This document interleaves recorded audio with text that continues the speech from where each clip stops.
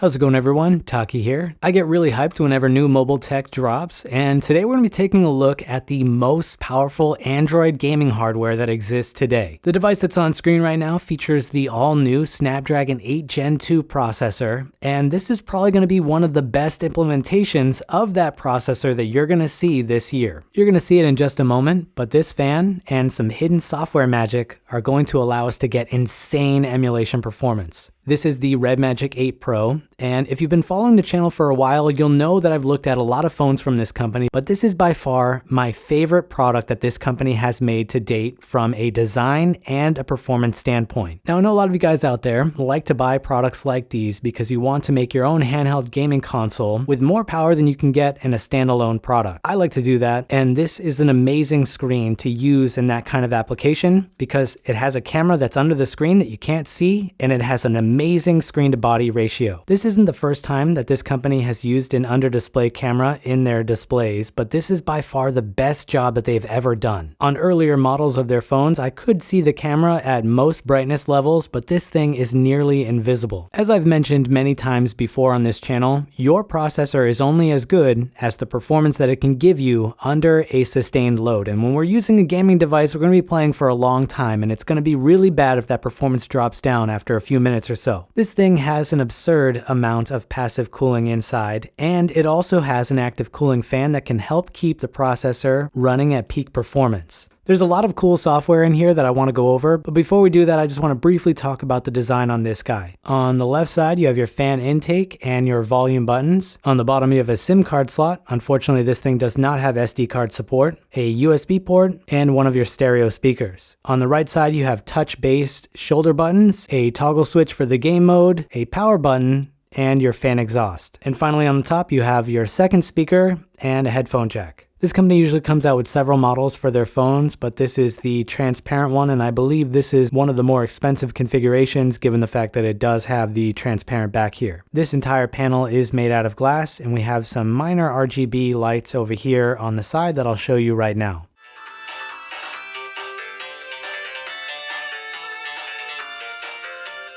Now we're ready to talk about the software, and there's a ton of cool stuff here. The first thing that we got to do is turn this into gaming mode, so we're going to flip that switch on the side,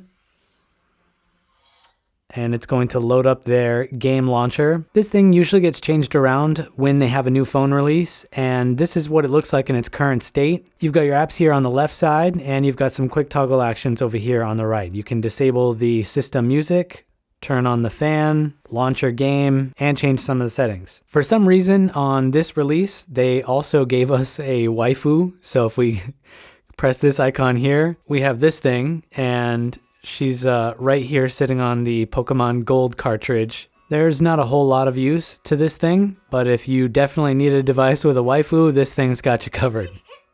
To see any of the other things, we need to launch a game, and for this, we're going to go into Aether SX2. Alright, so we have a game opened up, and we can open up the game mode menu now by swiping over from the left or the right side.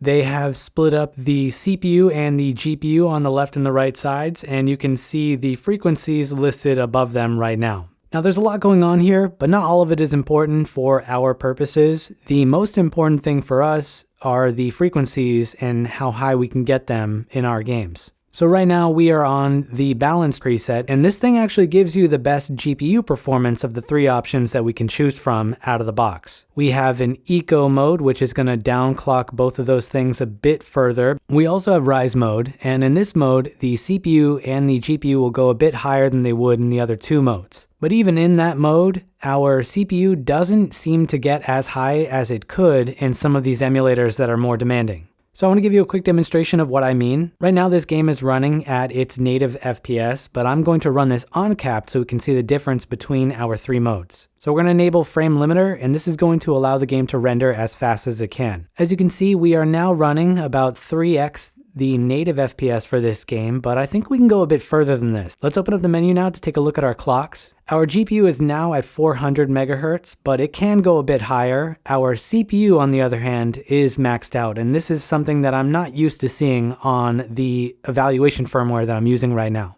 Let's bump down to the balanced preset to see how things change. So as you can see, basically, we're not seeing any difference right now. I think under thermal load, we might see this go down a bit further with Rise holding its position. And if we take a look at our FPS, it is almost exactly the same as it was in Rise. Let's try out the Eco mode now. So as you can see with Eco mode, we are getting lower clock speeds on the CPU and GPU, and our FPS is basically cut in half. Now there's one interesting thing with this chip, and there's another mode that will lock the GPU and the CPU to max clocks, and I want to show you that now. This is the hidden Diablo mode option, and if we enable that, this is going to lock the CPU and the GPU to the max clocks, and it won't go down from there. This is a very big deal for emulation on Android. We're going to need to switch to a different emulator to see this benefit, but I do want to show you that our CPU and our GPU are locked to the max clock speeds. The biggest cores on the CPU are locked to 3.19 gigahertz, and the GPU is locked to 680 megahertz.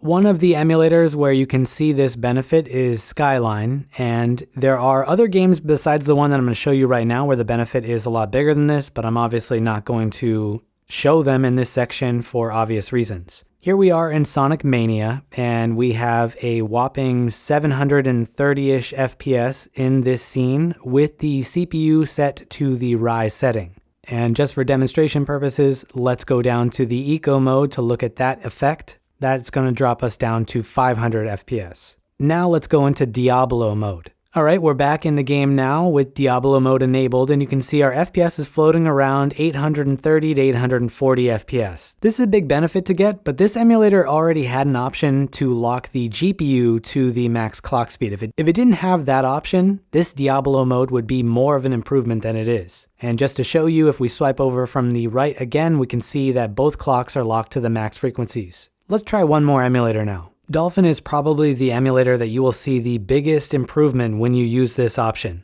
Right now we're playing Metroid Prime 2, and the resolution is set to 6x for 4K resolution. Our FPS is floating from 80 to 90, and this is with the Diablo mode enabled. Let me show you what this is like with the Rise mode enabled. And I want you to note the Rise mode is already a lot better than you are going to get on phones that do not have a fan that feature this processor. So let's swipe over from the right to open the menu, and we are going to switch to the Rise option. As you can see, our CPU is a bit lower now, and our GPU is significantly lower. If we go back into the game now, we can see that we are floating at around 45 FPS. This is a huge jump down from where we just were. So we already know that we can turn something like this into a gaming device pretty easily by just attaching a controller to it, but we can also turn this into a desktop replacement by connecting it to a monitor with a keyboard and mouse, and I want to show you that right now. Once you connect this to a second screen, your second screen is going to get an entirely different UI that is more reminiscent of a desktop experience. There are a lot of cool things that you can do in this mode, but the coolest one is the fact that you can map all of the screen actions in games that you're playing that don't have native controller support to your keyboard and mouse. So if I open up Horizon Chase right now, I've already mapped a few things for this game, and they should all populate on screen. You'll be able to notice that there are a few icons on the screen right now for A, D, Shift, and Space, and all of these were set inside this menu with my keyboard and mouse. Mapping your keyboard and mouse in here is very straightforward, and the only complaint that I have is I wish they would have allowed us to do something like this with an external gamepad. There's a lot that you're able to do with this, like setting your mouse to change your 3D view inside games like PUBG, and the entire thing works amazingly. This isn't the first phone from this company to feature this tech, but it's pretty awesome, and I wish other companies would implement something like this because it's really cool to be able to play these Android games with your keyboard and mouse without having to use other software. Our next section is all about benchmarks, and we have a lot of stuff that I want to cover here. We're going to start off with Geekbench 5. When it comes to our CPU performance, I got a single core score of 1513 and a multi-core score of 5038. This is a pretty decent improvement over the last good processor from Snapdragon. When it comes to Vulkan, I got an insane score of over 12,000, which is the highest that I've ever seen in an ARM device. This is a huge improvement over the highest score that I was able to get with the processor that came before this. That leaves us with 3D Mark, and I ran the Wildlife Extreme stress test and got a best score of 3,731 and a lowest score of 3,669. I also went ahead and did a benchmark of the screen like I usually do, and I'm pretty happy with the results that I got. This is a cool benchmark that I wanted to include in this test. What you're seeing right now is a ray tracing demo that was made by one of the Skyline devs, and one of the cool things about this processor is that the GPU can in fact do ray tracing. With Diablo mode enabled, we are getting 130 FPS in this scene, and I'm told that is 3x the performance of the last Samsung processor that could do ray tracing. Now we are ready for my Genshin Impact benchmark, and this thing is useful for a variety of reasons. The first is that it can show us the power consumption of this processor running a fairly demanding game, and it can also show us any potential thermal throttling issues with this implementation of that processor. Now I'm not anticipating that we're going to have any thermal issues with this phone even with the processor off, because the last phone from this company didn't. But we are still going to do the no fan test and the fan test for comparison. First up, we have the no fan 30-minute test, and you can see the CPU temperature highlighted right now, as well as the power consumption of this processor. Our next test is the fan test, and this one is also run for 30 minutes, and it's run right after the last one, and you can see the CPU temperature highlighted right now, as well as the power consumption of this processor. Now we're at my favorite point in this video, and that's the gaming performance showcase. Now, truth be told, there are not really a lot of games on Android right now that can take advantage of the power that we have, and it'll probably be a long time before developers are actively targeting the hardware that we have. I checked before making this video, and there do seem to be some Android games in the pipeline that will have ray tracing support, and I'm really looking forward to seeing how they perform on this when they do release. But we will take a look at some Android games in this video before switching over to emulation. Now, the game that I'm playing right now has native controller support, and if you know anything about Android, you'll know that not a lot of games do have this support. This is why you'll usually hear me say that I wish gaming phone companies would allow other controllers to use their screen mapping tech, and this is the first one that I've ever seen that allows you to do that. It actually took me by surprise, and I only saw the option pop up for a moment right before I started filming this clip. Let me show you what I mean. Over here on the corner, you will see that it says Gamepad. Now, the earlier phones from this company had a controller that you could use with screen mapping, and this icon would enable it. That controller isn't compatible with any of the modern phones from this company, so I've always been hoping that they would allow third-party controllers to use that tech, since it does work very well. As you can see, when I press this button, nothing happens. But the magic happens when you connect the controller for the first time. So I'm going to disconnect my Kishi, and then I'm going to reconnect it. As I connect this again, you'll see this controller icon come up, and it says Gravity X with a Start Game button. If I press Start Game, I can now do all of that screen mapping that I was doing earlier in this video with this controller. This is a big deal. Other gaming phone companies usually sell accessories and they don't allow you to use this. So this is the first time that I'm ever seeing this. So here we are in Genshin Impact, and I picked this game because it doesn't have native controller support. It probably should have native controller support by this point, but it doesn't. As I press these buttons, you'll see that nothing happens on screen, and if I open back up that menu again and I press Gamepad, nothing will happen. Now, this is a really awkward thing, which makes me feel like this is not intended to be used like this, but it does work. So I'm going to unplug the controller now and then reconnect it. And then right when this comes up with the controller that I'm assuming they're going to sell in the future, I'm going to press Start Game, and then I'm going to map the controls. So we'll start off by mapping the left joystick for movement and the right joystick for camera view. And then I'm just going to make some basic buttons over here for some of these actions. I'm not really intending to do that much, but I do just want to see how well this works. All right, so I've made a game profile. We're going to go back now. It knows that I have a Kishi too, but it's so strange that this is the way that you get into the menu. Whatever, we're going to close this window now, and we can see that it does work. So as you can see, the left joystick works well, as do all of these other buttons. I can use all of these no problem. The only thing that doesn't work that well is the view joystick. The right analog right here, as you can see, just goes back to the same position. Typically on controller software, you would see this as the default setting, but there'd be a second one called change view. That doesn't seem to exist right now, but it's nice to see that this much does work. And I'm interested to see what happens when we press this X button here at the top. But if you press that X button, the entire thing goes away and you have to reconnect the controller to get it to pop up again. Unless there's another way to open this up that I'm not seeing, like you would assume that that one would do it, but that doesn't. So it's pretty strange. I don't think that it's intended to be used like this, but it's pretty cool to see like they could make it work if they wanted to. The company is selling a GameSir kind of fusion controller that they made with them, and I think that one will work like you just saw right there, but I hope that they allow this to still function and improve it in the future.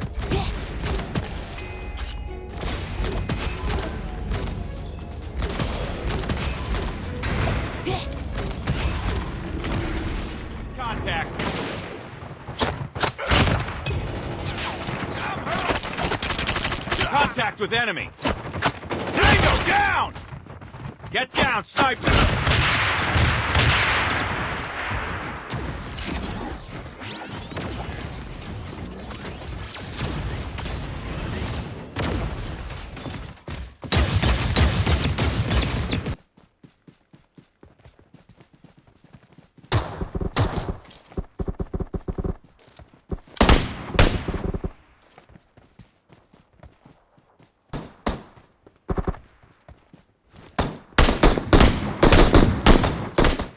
Just to make it a little easier to capture some of the gameplay for this video, we're going to switch between live video recording in my studio and game capture. First up, we have our retro systems with Nintendo 64, PlayStation 1, and Dreamcast.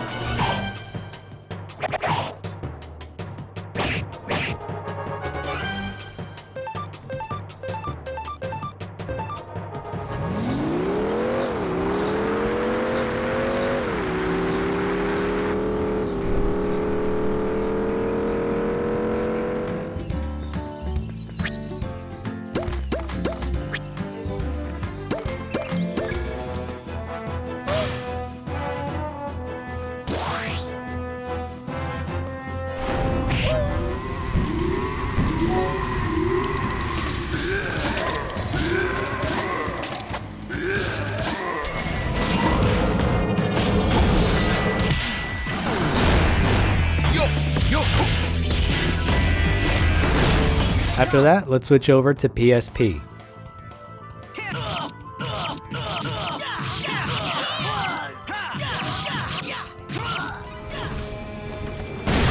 Get your head down.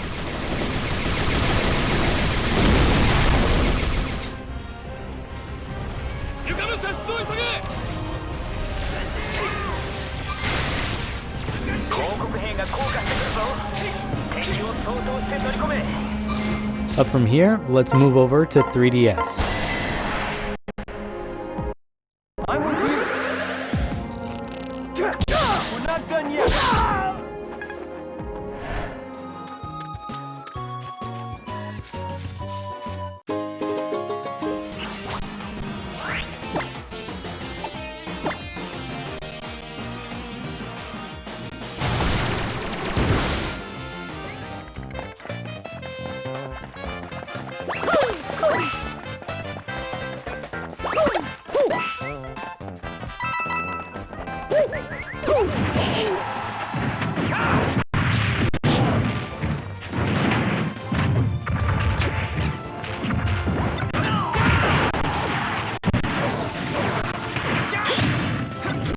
Now we're going to switch back over to live recording, and we have Dolphin with Wii and GameCube. What?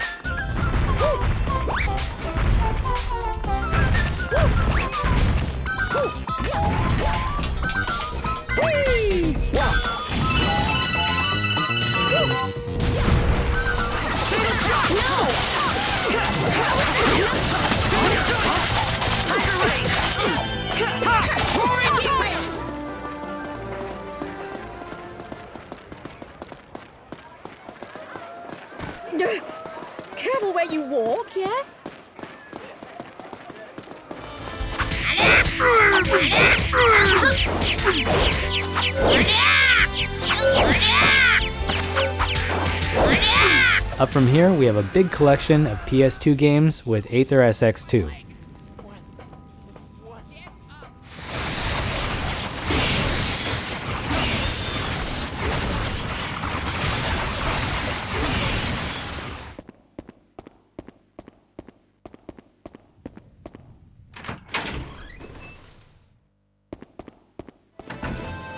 Here you go. Hey! My ticket!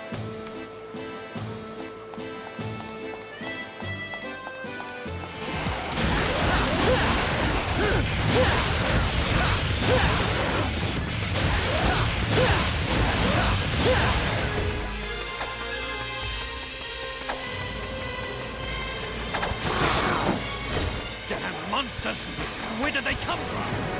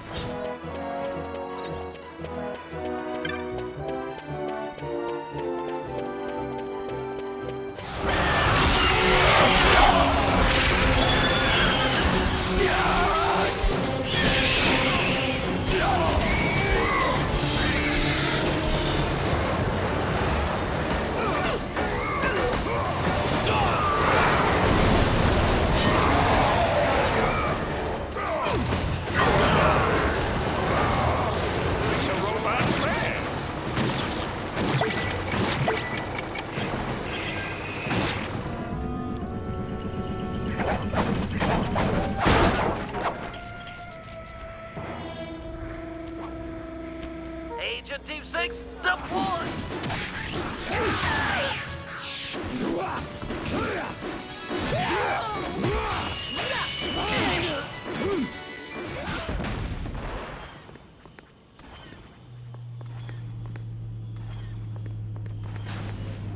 Take this!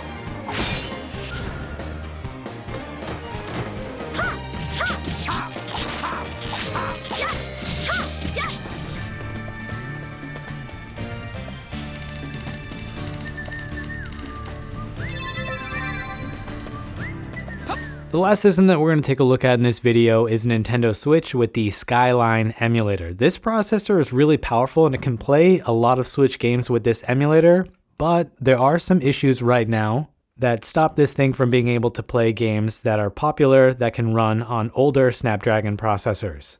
This is the most popular game that has this issue. I have the 8 Plus Gen 1 on the bottom and the new 8 Gen 2 on the top, and if we press continue on both, you will see that the older processor is able to run this game and the newer one is stuck on the loading screen.